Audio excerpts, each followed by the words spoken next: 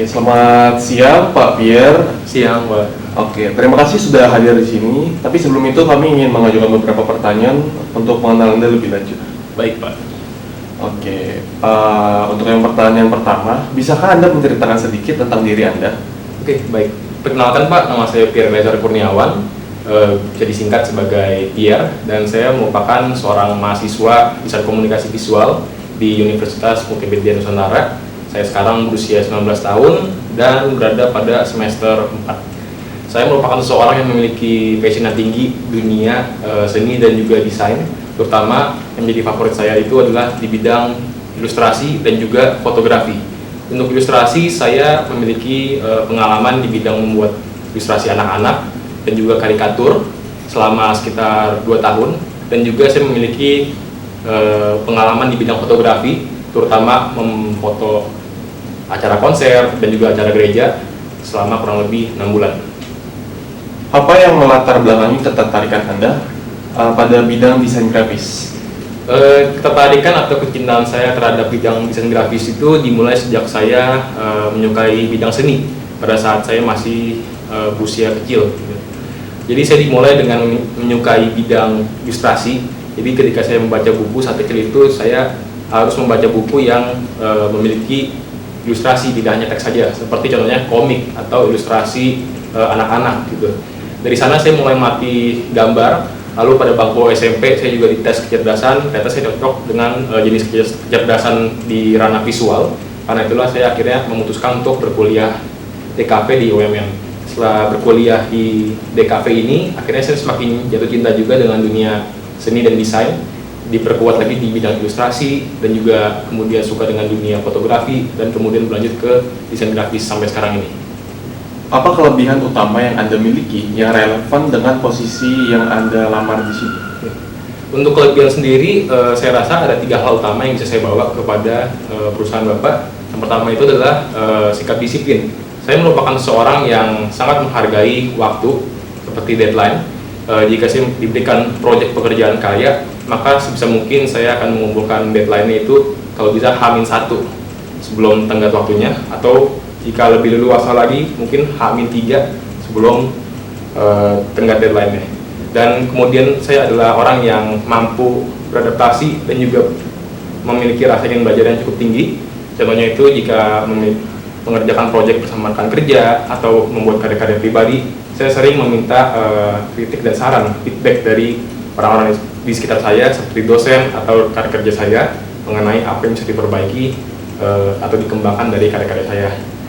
Dan saya juga merupakan orang yang mampu berkomunikasi dengan baik dengan tim maupun bekerja secara mandiri. Apa kekurangan atau keterbatasan yang Anda miliki sebagai seorang desainer? Untuk kekurangan pribadi yang saya rasa masih saya harus perbaiki ke depannya, itu adalah mengenai multitasking. Dalam artian, saya merupakan orang yang tidak terbiasa atau ahli untuk mengerjakan berbagai hal secara waktu yang bersamaan. Saya lebih terbiasa atau lebih prefer fokus ke satu project sampai selesai, baru berpindah ke project yang berikutnya. Bisakah Anda menceritakan salah satu proyek desain yang paling merepresentasikan kemampuan dan pengalaman Anda? Oke. Untuk project desain atau seni yang saya pernah buat selama ini sebenarnya cukup banyak. Namun yang saya rasa paling dapat saya banggakan atau representasikan diri saya itu adalah ketika saya duduk di semester 2 di DKV ini, yaitu ketika saya membuat sebuah karya poster dan juga website untuk mempromosikan sebuah daerah wisata Gorontalo, di mana saya harus menggabungkan semua kemampuan saya selama belajar di DKV, baik itu segi teknis seperti kayak ilustrasi, komposisi, digital imaging, dan juga pemilihan warna, dan juga digabungkan dengan kemampuan untuk mempromosikan kalimat-kalimat yang dapat mempromosikan suatu daerah. Bisakah Anda menjelaskan proses kerja Anda, mulai dari menerima brief hingga menghasilkan desain final? Oke, dimulai ketika saya menerima brief, tentunya saya akan mengeluarkan informasi dari brief itu sejelas mungkin. Jika ada hal-hal yang saya rasa membingungkan atau kurang jelas, setelah itu saya akan melakukan yang namanya research. Research saya ini akan berfokus kepada mencari informasi-informasi yang saya rasa harus saya tonjolkan atau saya tekankan dalam proyek saya ke depannya. Lalu kemudian saya akan mencari referensi-referensi gaya visual seperti mungkin ilustrasi atau gaya foto, gaya desain grafis, palet warna, dan juga tipografi. Fungsi dari referensi ini akan saya asistensikan kepada klien seperti dosen atau rekan kerja, agar nanti kedepannya saya bisa menemukan apa yang menjadi favorit dari klien saya gitu. Setelah itu barulah saya dapat menyusun yang namanya mood board dan juga konsep. Dan mood board dan konsep ini akan saya kembali asistensikan kepada klien apakah sudah sesuai dengan detail yang mereka inginkan. Setelah mendapatkan ACC atau acceptance, barulah saya bisa melakukan eksekusi karya. Bagaimana Anda menggunakan artificial intelligence atau AI dalam proses kerja sebagai seorang desainer? Selama ini saya juga merupakan seorang yang menggunakan AI, namun saya tidak menggunakan AI untuk berkarya, tapi lebih kepada untuk brainstorming.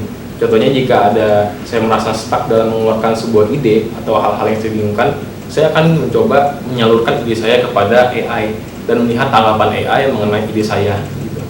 Dan dari tanggapan AI ini akan saya perkuat lagi untuk menjadikan big idea final saya. Bagaimana cara Anda menyikapi revisi atau masukan yang berbeda dengan pendapat Anda? Mengenai revisi atau masukan, saya merupakan orang yang lebih suka bertemu dengan klien secara langsung atau rekan kerja secara langsung dan berdiskusi mengenai detail revisi atau masukan yang diberikan gitu. Dan saya suka saling berbagi pandangan agar bisa menemukan jalan tengah dari revisi atau masukan yang diberikan. Dan saya merupakan orang juga yang terbuka gitu terhadap kritik maupun saran. Apa yang akan Anda lakukan jika menerima brief yang kurang jelas atau mengalami perubahan di tengah proses pengerjaan? Mengenai brief yang kurang jelas, saya usahakan tidak terjadi secara larut-melarut. Jika ada yang kurang jelas, tentu saya akan tanyakan secara langsung kepada orang yang memberikan informasi mengenai kebingungan saya, detailnya seperti apa. Dan jika mendapatkan brief yang tiba-tiba berubah di tengah jalan, saya akan kembali mengamati deadline dari proyek yang diberikan. Jika dirasa deadline-nya terlalu mepet, tentu saya akan mencoba mencari jalan tengah dan menyampaikan keberatan saya mengenai revisi yang terlalu mendadak ini. Namun jika tenggat waktunya masih saya dapat normalisasikan, saya akan usahakan yang terbaik untuk adanya revisi dari brief tersebut. Menurut Anda, apa peran seorang desainer grafis dalam sebuah tim kerja? Menurut saya seorang desainer grafis itu punya peran yang sangat penting di dunia industri kreatif.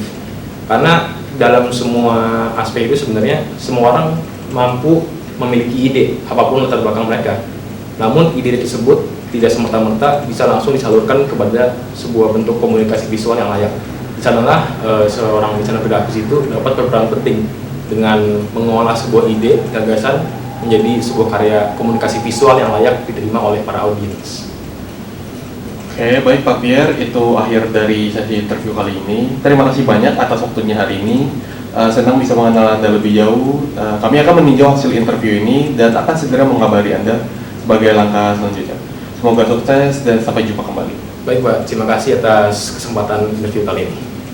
Terima kasih.